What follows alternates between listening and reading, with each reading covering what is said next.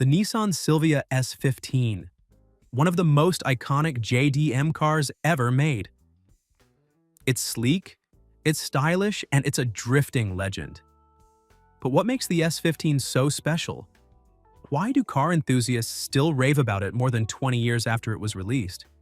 And is it really the ultimate Silvia?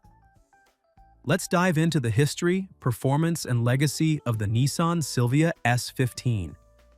The Silvia name has been around since the 60s, but it wasn't until the 90s that the S-chassis cars became legends. The S13 and S14 were both fantastic in their own right, but the S15? Nissan took everything great about the previous models and made it even better.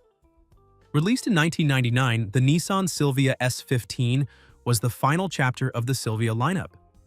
It was never officially sold in the US, which only added to its mystique.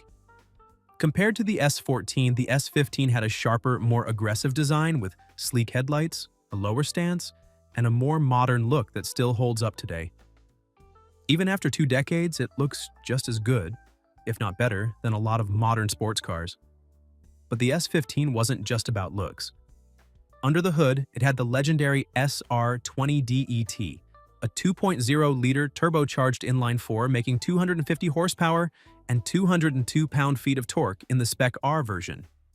That might not sound crazy by today's standards, but in a car that weighs just 2,700 pounds, it was a perfect recipe for performance.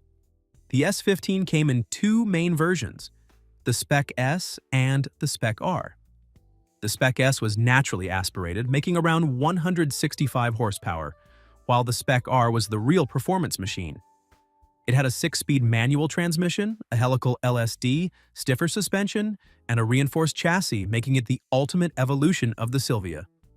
And let's not forget what the S15 is most famous for, drifting. Thanks to its perfectly balanced chassis, rear-wheel drive layout, and massive aftermarket support, the S15 became a favorite among drifters worldwide.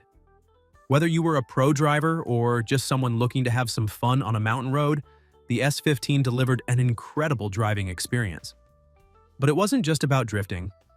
The S15 was also an excellent all-around sports car. It handled well, it was lightweight, and with a few mods it could easily keep up with much more expensive cars.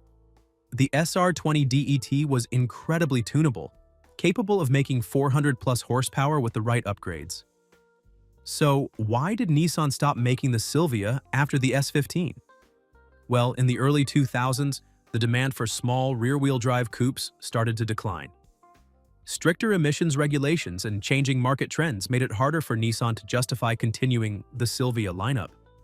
And in 2002, production of the S15 ended, marking the end of an era. But the legend of the S15 never died.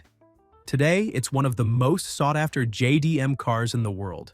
Prices have skyrocketed, especially with the 25-year import rule in the US, which means American buyers are now counting down the days until they can legally own one. So, is the Nissan Silvia S15 the ultimate JDM sports car? It's got the looks, the performance, the tuning potential, and a legacy that few cars can match. Whether you're a drifter, a tuner, or just a fan of classic Japanese performance cars, the S15 is a dream machine. What do you think? Does the S15 deserve its legendary status? Or is it overhyped? Let me know in the comments. And don't forget to like and subscribe for more awesome car content.